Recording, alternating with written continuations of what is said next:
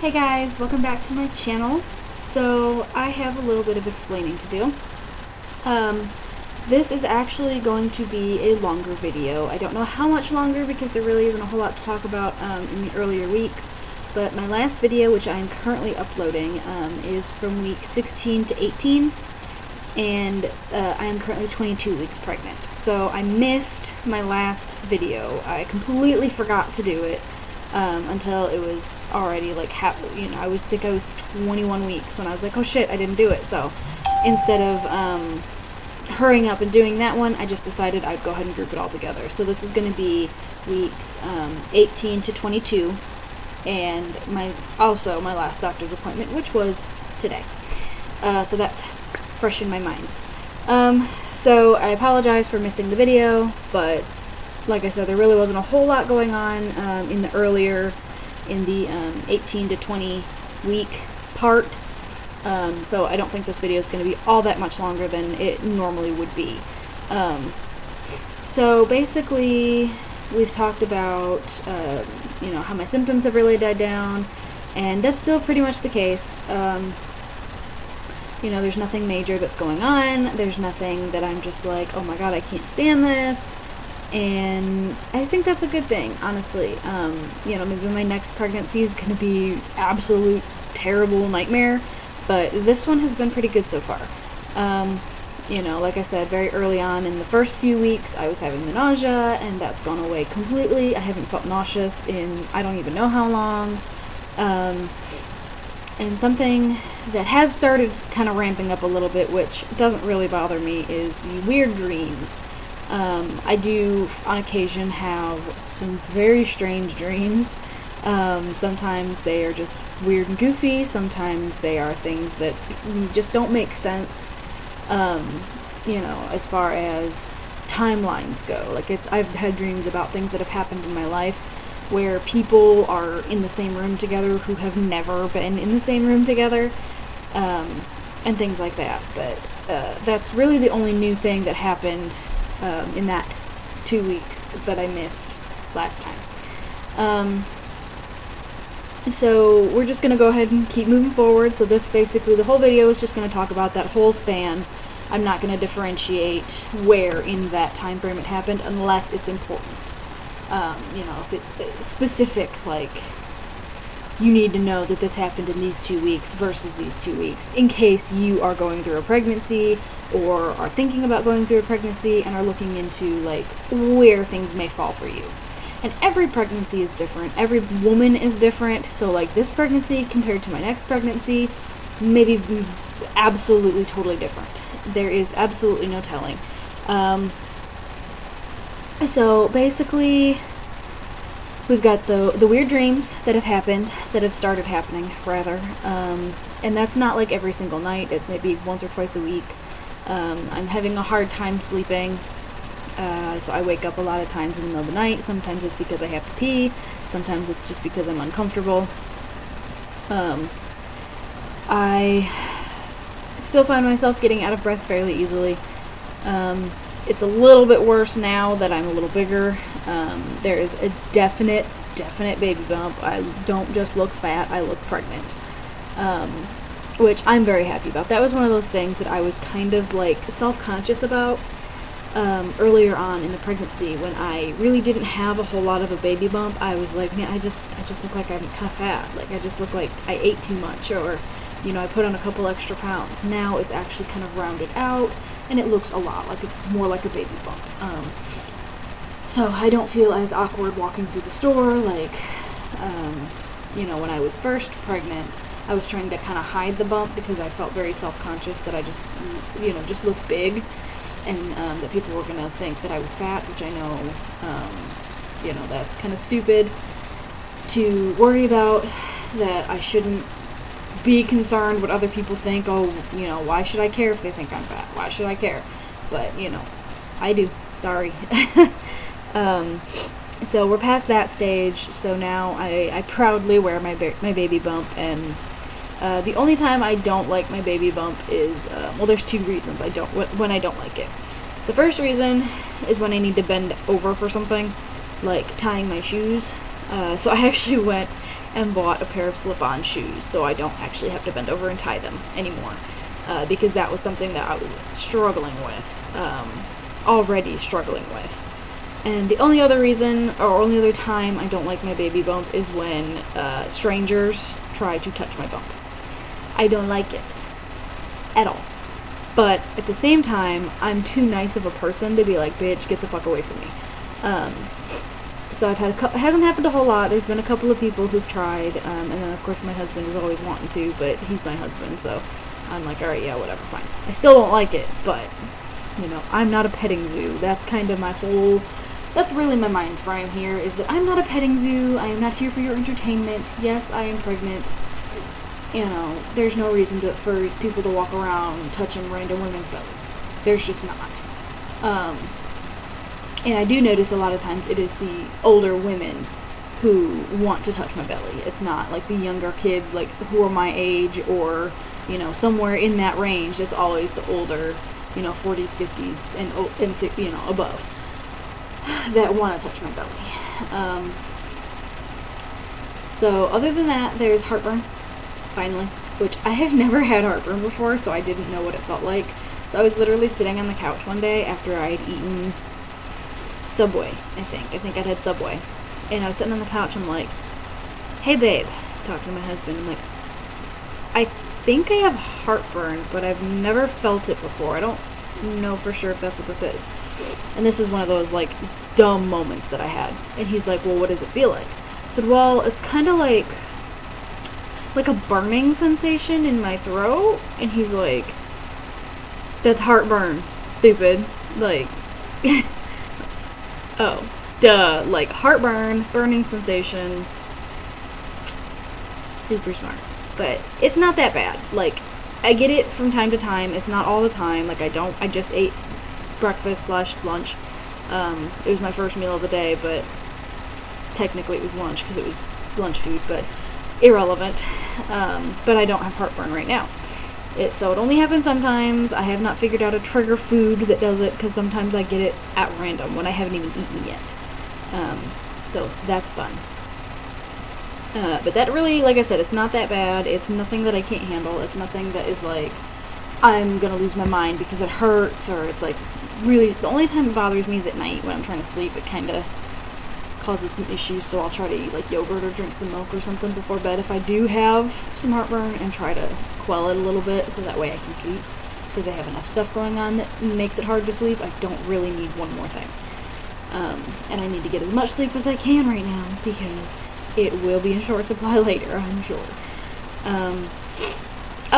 One big thing, not pregnancy related, that did happen, which I don't remember if I mentioned it in my last video or not, because I can't remember if it happened before or during my last video.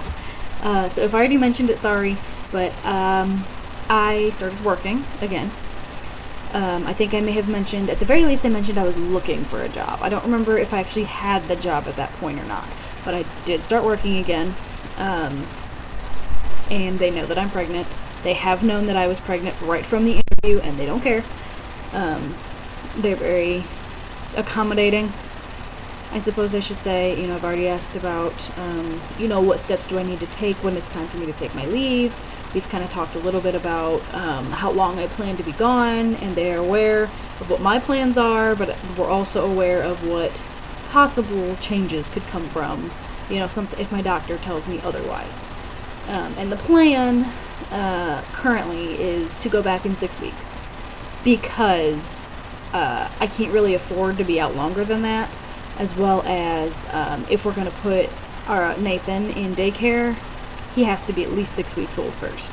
So that's kind of my plan, and obviously it may change if I have a vaginal birth or if I have a C-section, and it may change if my doctor says otherwise.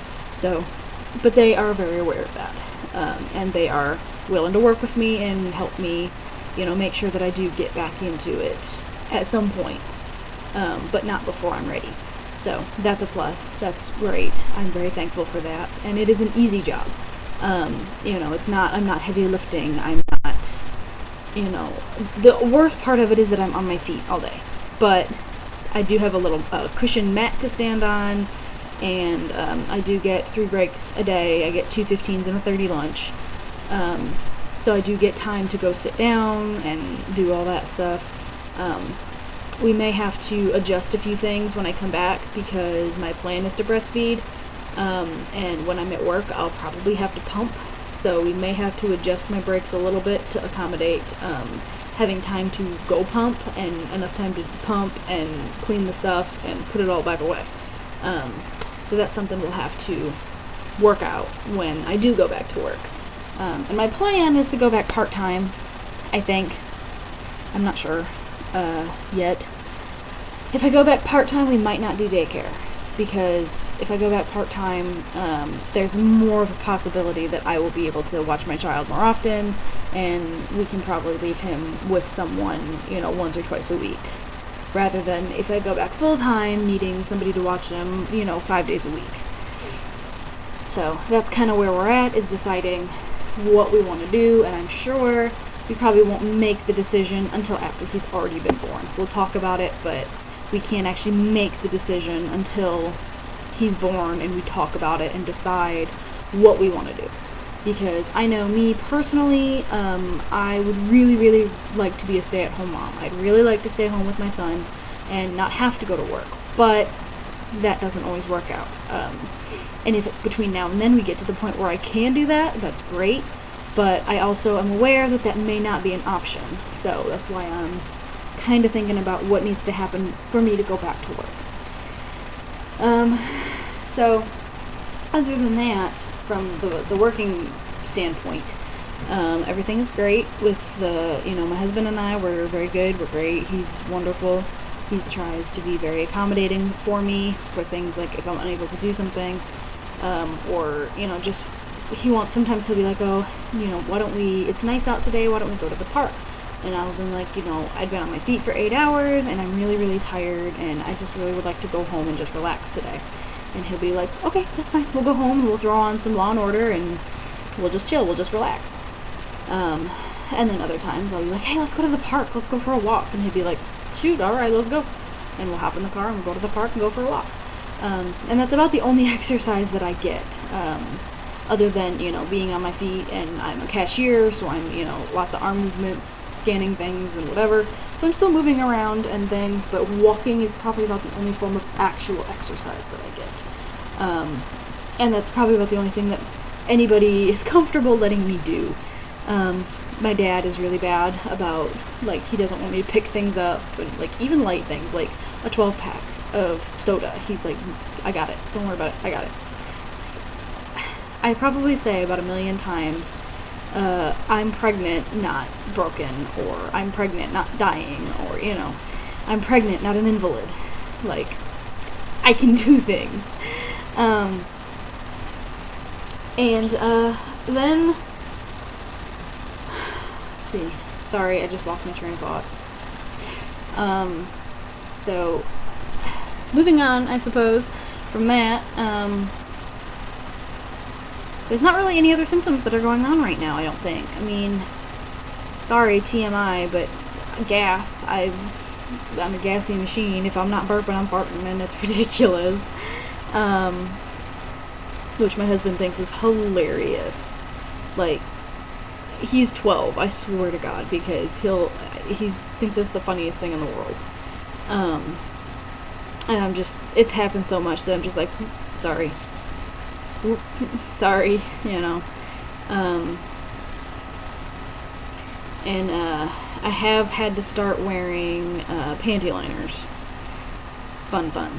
Because when I'm at work, I can't just go to the bathroom whenever I need to. So, I mean, I sort of can to an extent, but when we're really busy and I've got people in my line like crazy, I don't have time to go do it. So sometimes what I'll do, if I have a little bit of a lull and I don't have anybody, I'm like, hey, can you cover my register for 30 seconds so I can go pee?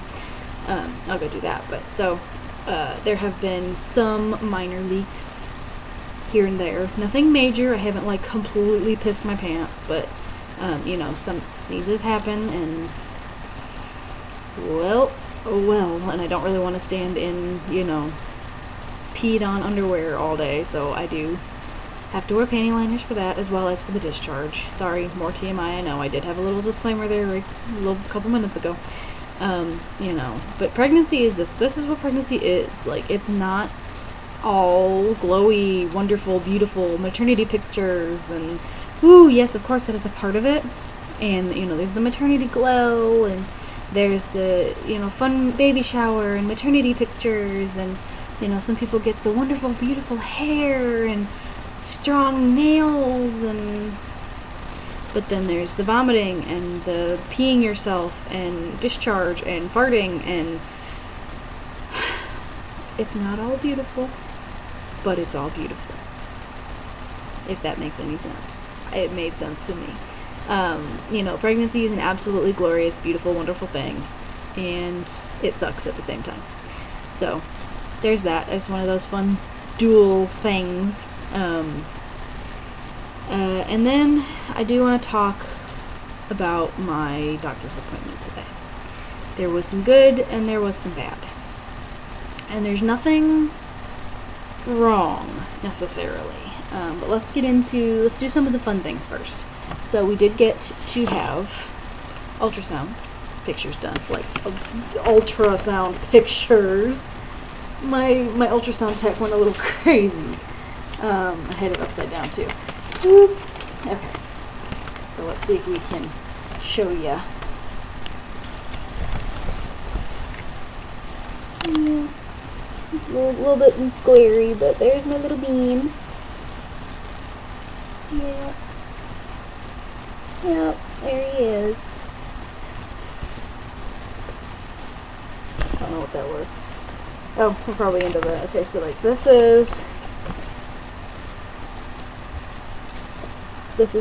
are his hands. He's got them balled into fists.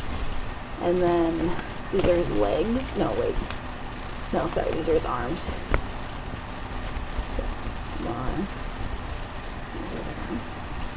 I'm not going to show you all of them because some of them I really can't even tell what I'm looking at. And then the important one.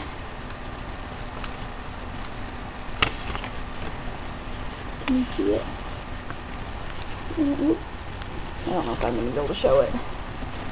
It's too glary, and well, if you can tell what you're looking at, it's for sure a boy. So we got the genetic testing done. Oh shit, my notes. I have things that I need to talk about, about this doctor's appointment, but I needed to write it down so I didn't forget how to say it and things. So anyway, we did the genetic testing and it said boy, and the ultrasound pictures definitely say boy. So we are in fact having a boy. His name is little Nathan Alexander Dennis. So that's the fun part. You know, we went in there and my ultrasound tech was super sweet, and she said it was really funny. He was moving around so much. Every time she was trying to, you know, find him, she'd be like, oh, he's moving on me. And he was, you know, like I said, hands in his fists, arms crossed, and then he had his ankles crossed as well. And I'm like, dude, he's just like a pretzel in there. And he's super, super sweet. He is currently head down, which can change from now to, you know, the end of the pregnancy. You know, I'm 22 weeks pregnant, and I got until, technically speaking, 40 weeks. But, you know we may or may not make it that far. We may go a little bit further. So, you know, a lot can change between now and then, which is a good thing considering the next part. Well, let me mention a few numbers before I go into that. So my blood pressure today was 118/64, so we're still good with the blood pressure. Not too high, not too low. I'm not at any risk of like passing out or anything like that.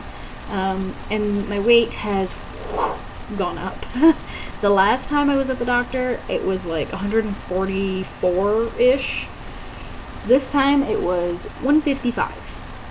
So we have started really gaining the weight, which that's over 2 weeks. 10 pounds, 11 pounds over 2 weeks. So that's a lot. But a lot of times the lady who was doing my blood pressure and my weight and all that was like, you know, a lot of women do say that it just happens overnight. They just gain a bunch of weight all of a sudden.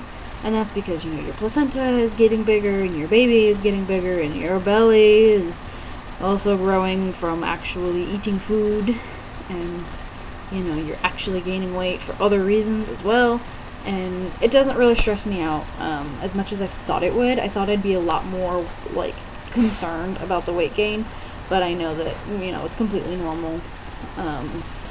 So I think at this point, I've gained like 15 to 20 pounds so far, which I know is kind of a lot. I think they said that they really look for about 30-pound gain, but it can be higher than that, and it's all normal, and I'm not like forking down a bunch of food, so I don't know exactly where all this weight gain came from.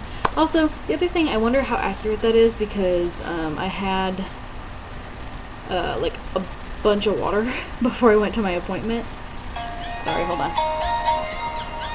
I keep getting stupid phone calls from stupid people who I don't care about.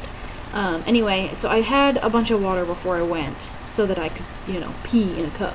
So I wonder how much of it was like a little bit of extra weight because of all the water that I had in my stomach. And so we did the ultrasound, and that went well. That went very beautiful. And then we went and we sat in the room and waited for my doctor, which this time I actually didn't see my doctor because my doctor had to be out of the office today. So I saw a different doctor. I normally see Dr. Turner. I saw Dr. Falls this time, which I have seen her before, back before I was pregnant. I had missed a period, and I thought maybe I was pregnant, but I was coming up with all negative tests, and I never did get that period. Like, it just skipped a month. And so I went into the doctor to get have a test done and talk to them, and she was the one who I had seen for that. But Dr. Turner has a little bit more availability, so that's why I went with Dr. Turner as my actual OBGYN. But like I said, she was out of the office today, so I saw Dr. Falls instead. Anyway, so I went and we waited for my doctor to show up, and oohed and out over the pictures, and talked about birth control and all that stuff. That while we waited for her, I need to kind of start thinking about how I want to do the birth control after the baby's born, because I want to wait probably like 2 or 3 years before we have another one. My husband is like, let's have another one right now. I'm like, I don't think so. So that's where we were at. We were waiting. Finally, she came in, and I was like, oh, thank God, because I had to pee again. And I had literally been like staring at the clock, like, if she ain't in here in like 5 minutes, I have to go pee, because I will pee my pants. That will happen, for sure. So she came in, and I had to kind of give her the rundown of the whole pregnancy, because she hasn't seen me during this pregnancy. So I gave her the whole rundown about, this is where we started. I was kind of having nausea, and then it went away, and blah, blah, blah, and now here we are. And she's like, okay, well, blah, that's good. And she did have something to talk to me about. And she prefaced this whole thing with, I don't want you to worry. I don't want you to stress. I said, oh, God. What? So, there is no definite. We are not 100% sure. We go back to our next appointment in a month, and I will be doing my glucose test and getting another ultrasound to verify whether what she thinks is going on. So she thinks that I have velamentous cord insertion. What that means, so a normal pregnancy, you have your placenta and you have your baby. So your baby's over here, your placenta's like hanging out over here, and then there's the umbilical cord that connects to your baby. And normally it goes into the middle, into the middle of your placenta. Mine does not. Mine kind of goes off on the side. Or at least that's what she thinks from the pictures that the ultrasound tech had gotten. She thinks that it looks like it's kind of going on off to the side of the umbilical cord. And that doesn't really mean anything as far as like the baby goes. He's fine. He is perfectly healthy. His heartbeat was like 144, and the ultrasound tech said that he weighs about 1 pound 5 ounces or so. So he is perfectly fine. He is perfectly healthy. There's nothing wrong with him, and having the umbilical cord kind of off to the side is not going to hurt him. But if that is what's happening, and they'll double check that, like I said, at my next appointment, they will double check and look for it. If my umbilical cord is off to the side, I will almost for sure have to have a C-section. For whatever reason, when the umbilical cord is off to the side like that, it causes a lot higher chances of your baby being breech or even sideways. So that's really all it means, is that there's just a much higher chance that I'm going to have a C-section, which is really not what I want. But I'm also not going to say no, because if my baby is breech or sideways, I'm not going to try to deliver that baby through my vagina. Because I know things can go very wrong, and I don't even think you can deliver a baby sideways. Like, how would that even happen? So that kind of scares me a little bit, because I really, really, really want to do a vaginal delivery. And she did say that it's possible that it could just be, the way the baby was positioned, or, that she could have seen the pictures wrong, or also as the placenta grows, there is the possibility, even if it is kind of off to the side, that the placenta can grow, and it'll suddenly, now instead of it being on the end over here, the placenta kind of grows bigger, and now it's kind of more in the middle. So it can fix itself, and it could be that she was mistaken and it just looked that way. And so she says, I suspect that we have a velamentous cord insertion, but I'm not going to say you do. So when we go back, we'll do, I have to do my glucose test, which I have my drink right here. I have to drink this. It's orange flavor, an oral glucose tolerance beverage. Orange flavor, 50 grams. So I gotta take that. So as soon as I'm done with this video, it's gonna go in the fridge, because that's what they told me. Said to put it in the fridge or drink it like over ice. So that'll be what I have to do before we go to the doctor. I have about 10 minutes to drink it. So at 8 o'clock, my appointment's at 8:30. So at 8 o'clock, I have to start drinking the drink. I have 10 minutes from the time I start to the time I finish. And the lady who gave me the drink told me, chug it. Because if you sip it, you are not going to want to finish it, because it's not great. And I got the orange on her recommendation. It was orange or fruit punch, and I don't really like fruit punch. So I got the orange on her recommendation. She said it basically tastes like flat orange drink, like orange Fanta. So I've got to drink that in 10 minutes, and then when we get to the doctor, I have to tell them what time I finished the drink. Because then from that point on to an hour later, they'll draw my blood and check to see what my glucose levels are. So what we'll do, the way this appointment is going to go, is I'll go in, I'll tell them what time I finished the drink, I'll go do my ultrasound, and then I'll go wait for the doctor. And by the time they get to me, it'll probably have been about an hour since I've finished the drink. Because if I started at 8, finish it by 8:10, my appointment is 20 minutes later. And then I'll probably be with the ultrasound tech for a little while they look for that. So, we're talking 45 minutes to an hour from right there, just from and finish the drink and finishing the ultrasound in that time frame. So that's what's going to happen there. And then I'll be with the ultrasound tech. We'll look for the cord insertion issues and see if it still looks like that's happening or not.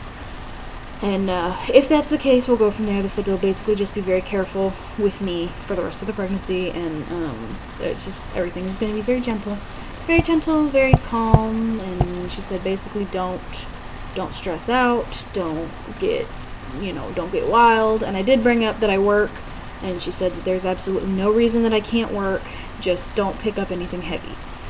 So what I may have to start doing is I may have to inform customers when they put heavy items up on my belt that I do apologize, but I am pregnant, and there is a slight complication. My doctor has instructed me I cannot lift anything heavy. And then just use my little hand scanner and ask them to remove the item, or ask somebody else to come pick the item up for me. So like big cases of water, the big cases of beer, the big bags of dog food, I'm not allowed to pick those up. However, Dad, I can pick up a 12-pack. I can pick up a 12-pack. Let me say that again. I can pick up a 12-pack. But, you know, the really big things like that, or anything that might, like, push on my stomach if I have to hold it a certain way, I cannot pick up. So that's really all there is to it. Other than that, you know, she said there's absolutely no reason to worry about it. Really, the only thing it should affect is just my delivery, my labor and delivery, in what has to happen if they're going to have to do a C-section, or if they can go ahead and do a vaginal delivery, which there is no guarantees either. Even if I do have the cord kind of off to the side, there is still the possibility that he'll be head down. So there's no guarantee, even if I have that I'll have to have a C-section. It just increases my risk of having to have one, which, like I said, is not what I want, but I'm all about whatever is going to be best for me and baby. So if baby is not head down, then let's do a C-section. And I will make my wishes known, that because I've been told that there are 2, I think, types of incisions that they do with the C-section, and I will make it very clear that if I have another child, I want to do a vaginal delivery. So I've heard that there's one incision that they will not do a VBAC after, if you've had one C-section and you have this one particular type of incision, then the next one they will not do. You have to have a C-section. They will not let you do a vaginal delivery because there's a higher likelihood that the incision will rip open during the delivery. And then there's another type where they will allow you to do a vaginal delivery.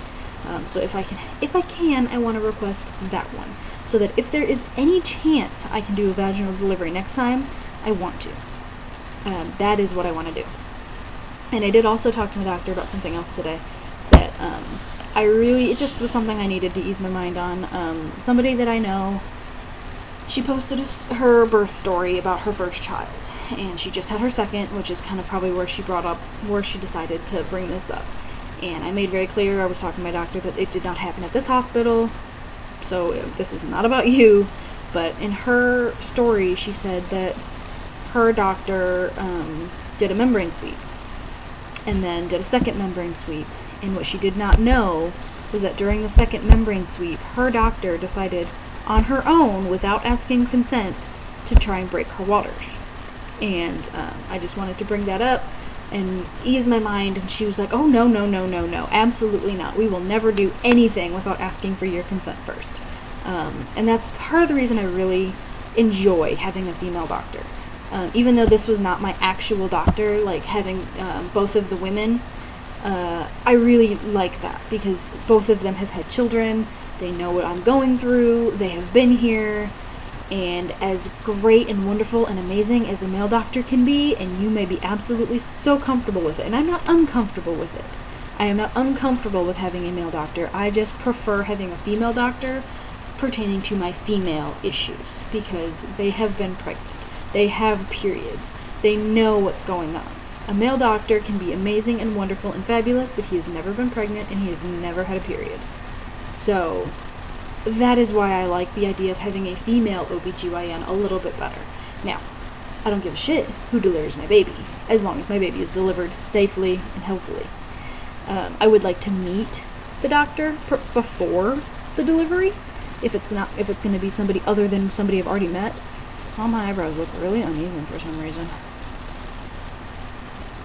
Maybe it's just my face. I don't know. Sorry, I got really distracted because this eyebrow looks like it's like I haven't done anything to them. They're just my eyebrows. Anyway, sorry. Now I probably like drew attention to it. Oh Lord. So I want to meet all of the doctors if I can. There's 4 that work at this particular location. 2 males, 2 females. So I would really like to meet all of them, just in case one of the others I haven't met is the one who ends up delivering my baby. Because I think that I'd be a little bit more comfortable. I don't really want to be like the very first time I meet them, be like, hi, how are you? Let me just look right into your coochie and pull a child out of you. So I'm a little bit stressed out about that, but I'm trying not to be. I know stress is bad for the baby, so I'm trying very hard to just take it in stride. And as far as complications go, this is very low on the totem pole. It's not anything that they are super super worried about. They just really, it's one of those things, we're not worried about it, we just want to keep an eye on it. And make sure it doesn't turn into anything else, make sure that nothing bad happens, you know. And then, like I said, there's no guarantee I'm going to have a C-section anyway. But this has kind of got me thinking about writing my birth plan, which I've kind of sort of done already, but like half-assedly, so I think I may sit down and like write my birth plan, like this is what I want. However, if this is necessary, I'm also okay with that. Like, I want to do, I get weird looks when I say this, but I want to try to do an unmedicated birth. I do not want an epidural. However, I am also aware if the pain is that bad, I will probably take it. So I want to have, I don't want the epidural, but I want the option to change my mind and get it if I need it. Or for them to give it to me if it's somehow medically necessary. And that's kind of my caveat for everything, is I don't want this unless it's medically necessary. You know, if I say, no, I don't want to do XYZ, and you say, your baby might die, then I'm going to say, fucking give it to me then. You know, I'm not going to turn something down if it's for the betterment of my delivery and my baby's health. So no matter what, I know birth plans are not set in stone. So I think that may be what I do here. When I finish up this video, I may go ahead and go start kind of writing out what I want, what I don't want, and all that good stuff. So I think that'll be all for this video. See, it's not that much longer than they usually are.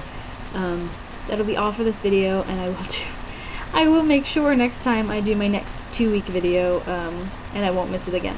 So next time you see me, I will be 24 weeks, and this pregnancy is cruising, like, shit, like, and a lot of people do say that too, is that, a lot of times it flies by until you get, like, to your 30-something weeks. Everybody kind of is a little different, but once you hit, like, 30-something weeks, everybody's like, it just stops. So we'll see how that goes.